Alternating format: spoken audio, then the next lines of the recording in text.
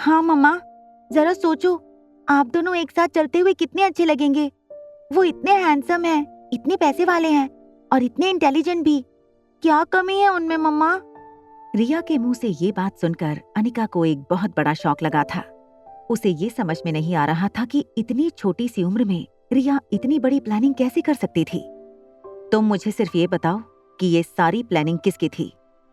रिया अब बहुत घबरा चुकी थी। उसे समझ नहीं आ रहा था कि वो अनिका को क्या बताए।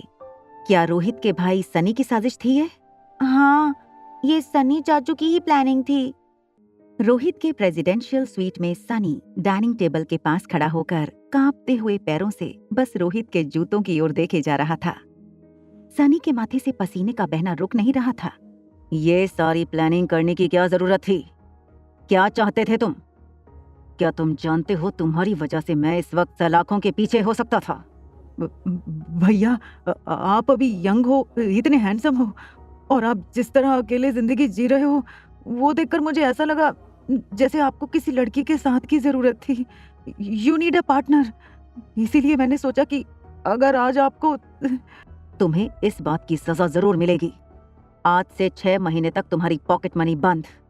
ना तुम्हें मुझसे कोई पैसे मिलेंगे और ना ही तुम अपने घर से कोई पैसा मंगवा सकते हो। दूसरे दिन सुबह जब अनिका की आंख खुली तो उसने महसूस किया कि उसका सिर अभी भी थोड़ा चकरा रहा था। तभी अनिका को रोहित का एक लंबा चौड़ा मैसेज आया। मैसेज में लिखा था कि रोहित की दादी माँ को दिल्ली की एक बड़ी हॉस्पिटल में शिफ्ट कर दिया गया है, क्योंकि वहाँ फैसिलिटीज और इक्विपमेंट ज्यादा बेहतर होंगे। साथ ही रोहित ने अनिका के ट्रैवल की पूरी आइटिनरी भी भेज दी थी। उसमें लिखा था कि नीचे एक गाड़ी उसका और उसकी बेटी का इंतजार कर रही होगी, जो उसे एयरपोर्ट तक ले जाएगी। थोड़ी देर बाद होटल से चेकआउट करके अनिका रिया को लेकर रोहित की भेजी हुई कार में बैठ गई। कार उसे एयरपोर्ट तक तो ले गई, लेकिन फिर अचानक कार ने एयरपोर्ट के लेफ्ट से लगा हुआ एक रास्ता पकड़ लिया। एयरपोर्ट तो राइट हैंड साइड पर चला गया। आप ये गाड़ी किस रूट पर ले जा रहे हैं? मैडम, ये रास्ता डायरेक्ट रनवे पर पहुंचने के लिए प्राइवेट रूट है। अनिका ने ये सब कुछ फिल्मों में पहले से देख रखा था कि वीवीआईपी लोग कैसे ट्रैवल करते हैं, मगर आज उसे इस बात का खुद एक्सपीरियंस हो रहा था। अनिका और रिया जब तक कार से उतरे तब तक अनिका को इस बात का पता चल चुका था कि आज वो एक प्राइवेट जेट में ट्रैवल करने वाली थी। जैसे ही रिया और अनिका फ्लाइट में बोर्ड हुए, फ्लाइट पर अंजलि आंटी और किशन अंकल को देखकर अनिका सरप्राइज हो गई। Oh my God, look at her, कितनी खूबसूरत आंखें हैं। She looks like an angel. Flight अंदर से बेहद शानदार थी। एयरक्राफ्ट के अंदर 2 बेडरूम्स भी दिए गए थे। रोहित ने इस बात का खास ध्यान दिया था कि अनिका अपने ट्रैवल के दौरान सोना चाहती थी। रोहित अपने वादों का पक्का है। आजकल की जनरेशन के लड़कों में ऐसा क्लास कहाँ देखने मिलता है। किशन अभी पूरी तरह से ठीक नहीं हुए। मैंने सोचा तुम रोहित की दादी का ऑपरेशन करने दिल्ली जा ही रही हो, उसी हॉस्पिटल में थोड़े दिन किशन भी अंडर ऑब्जर्वेशन रहेंगे तो अच्छा होगा। एयरक्राफ्ट से बाहर निकलने के बाद नीचे खड़े गार्ड ने चारों पैसेंजर के ऑफिशियल पेपर वर्क चेक की। रास्ते में अंजलि मामी ने अनिका से कहा, बेटा इफ यू डोंट माइंड, तुम अपने मामा को हॉस्पिटल की स्पेशल वार्ड में ले जाओ। मैं रिया को लेकर घर जाती हूँ। मामा की बिल्कुल चिंता न कीजिएगा और उनका ख्याल रखने के लिए मैं तो हॉस्पिटल में हूँ ही। बेटा, जब से तुमने मेरी सर्जरी की है तुम्हारा मामा पहले से ज्यादा फिट हो गया है। जब से तुम मिली हो हमें किसी बात की फिक्र नहीं। थोड़ी देर में गाड़ी दिल्ली की लाइफ केयर हॉस्पिटल की गेट में दाखिल हुई। ये हॉस्पिटल भी खुद मारवा परिवार की ही थी, मगर मनाली के मुकाबले इस हॉस्पिटल में काफी मॉडर्न टेक्निक्स और इक्विपमेंट्स मौजूद थे। देश भर के वीवीआईपी भी यहीं पर आकर अपनी ट्रीटमेंट करवाते थे। अनिका ने हॉस्पिटल के कुछ स्टाफ के साथ मिलकर किशन अंकल को हॉस्पिटल के वीवीआईपी वार्ड में एडमिट किया। बेटा, अब मैं बिल्कुल ठीक हूँ। मैं तो चाहता था कि घर चला जाऊं और तुम्हारी बेटी रिया के साथ थोड़ा और खेलूं। बड़ी प्यारी बच्ची है। उसके साथ फ्लाइट में कब वक्त निकल गया पता ही नहीं चला।